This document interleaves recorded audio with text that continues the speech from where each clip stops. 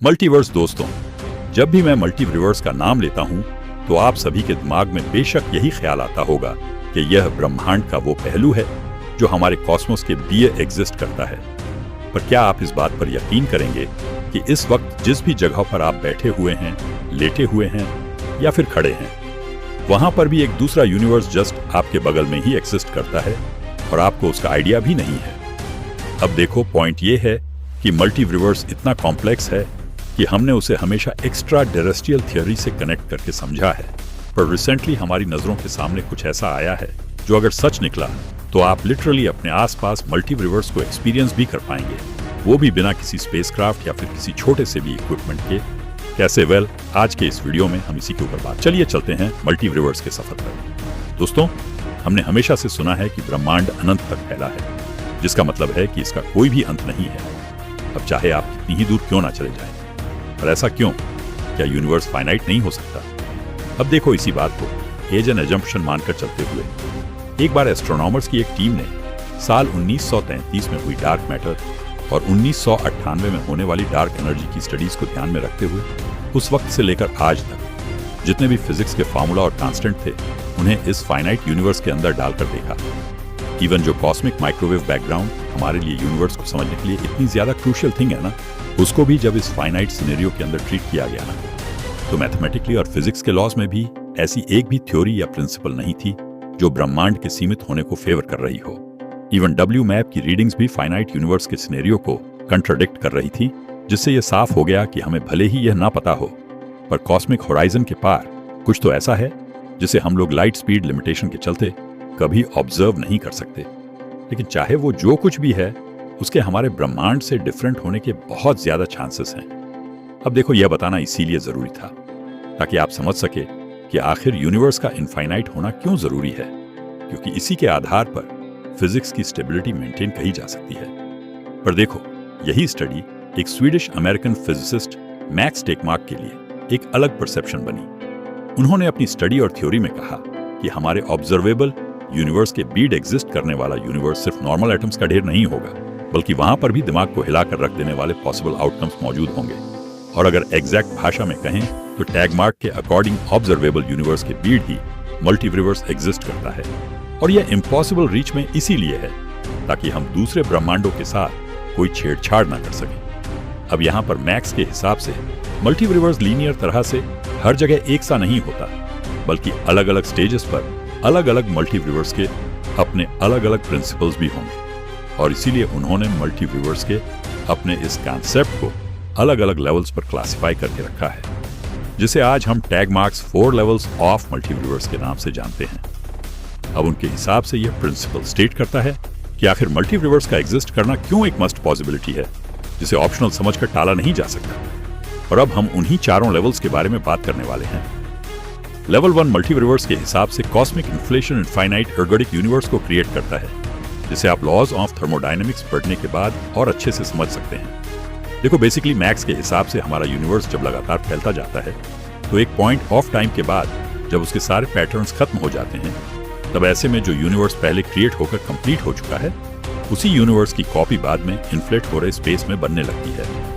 अब इसे आप इस डायग्राम की मदद से समझो। मान लो एक सर्कल है यूनिवर्स ए के नाम से और उसमें यूनिवर्स बन रहा है।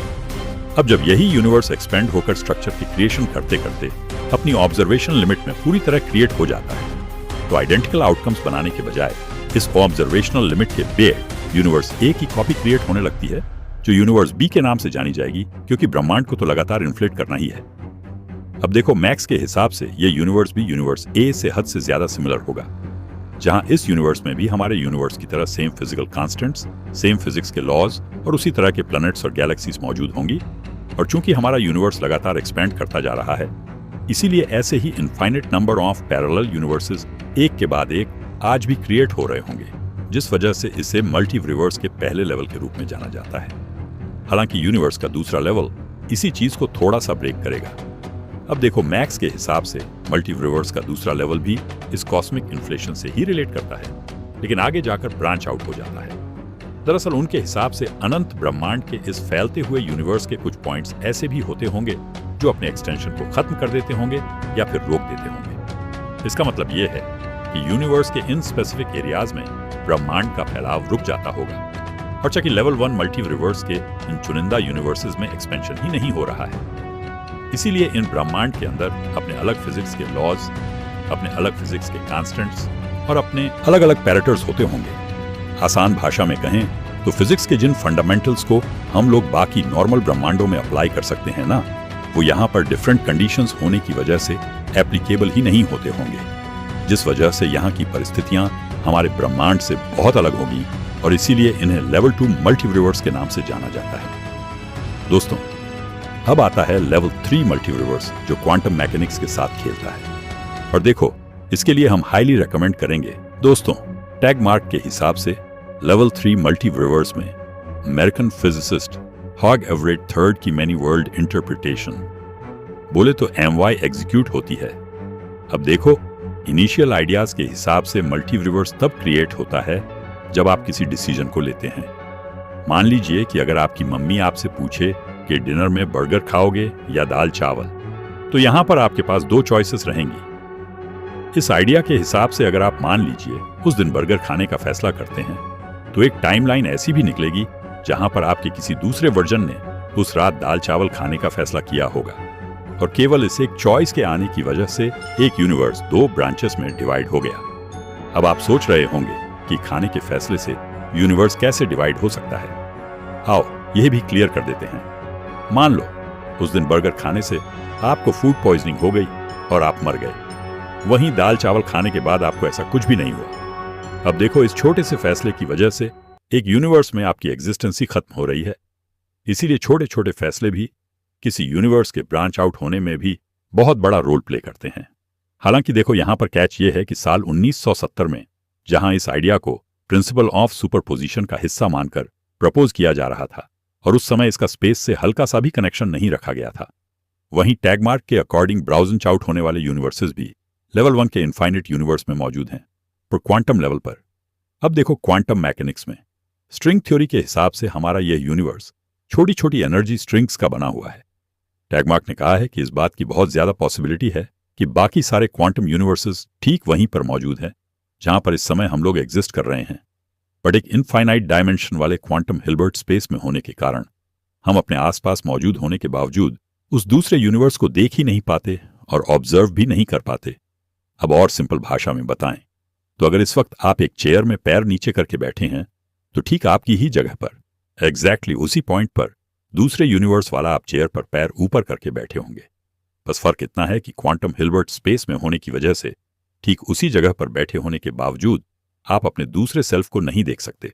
और अगर किसी दिन हमने इस हिल्बर्ट स्पेस में देखने की क्षमता हासिल कर ली ना, तो लिटरली हमें अपने आसपास हर जगह सिर्फ हम दिखाई देंगे। बस फर्क इतना होगा कि जगह सेम होगी, पर यूनिवर्स अलग अलग। नाउ आई नो कि यह थोड़ा सा कंफ्यूजिंग जरूर साउंड करता है, पर वीडियो को एक बार थोड़ा पीछे करके वापस से देखो, सब कुछ समझ में आ जाएगा। हालांकि यहां पर अगर आपको थर्ड लेवल ने ही परेशान कर दिया है, तो फोर्थ लेवल तो कहर बरपाने वाला है, क्योंकि टैगमार्क के हिसाब से चाहे हम लोग लेवल 1, लेवल 2 या लेवल 3 किसी भी यूनिवर्स की बात क्यों ना कर लें, यह सब अंत में एक चीज से ही कनेक्ट हो जाती है, और वो चीज है मैथमेटिक्स। अब इसको ऐसे समझते हैं, इस समय आप जिस वीडियो को यूट्यूब में देख रहे हैं, वह आपको भले ही लग रहा होगा कि यह इंटरफेस इतना खूबसूरत है, वीडियो में मेरी शर्ट का कलर कितना अच्छा लग रहा है, यह बैकग्राउंड कितना सुंदर है, बट असल में आपकी मोबाइल स्क्रीन पर चलने वाला एक एक आइटम 0 और 1 के फॉर्म में ही रन हो रहा है, और 0 और 1 सिर्फ और सिर्फ नंबर्स होते हैं।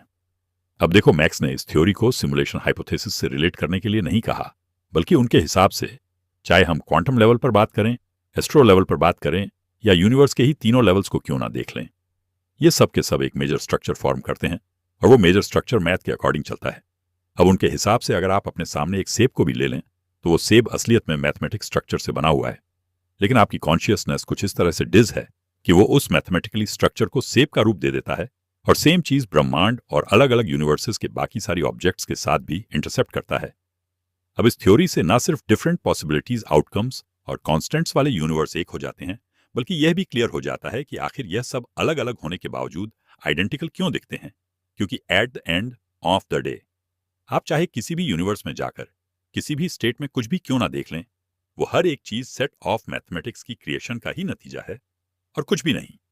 और जब हम इन ऑब्जेक्ट्स को मैथ्स के स्ट्रक्चर में देखने के काबिल हो जाएंगे, तब हम लोग एक अल्टीमेट फॉर्म को अचीव कर लेंगे।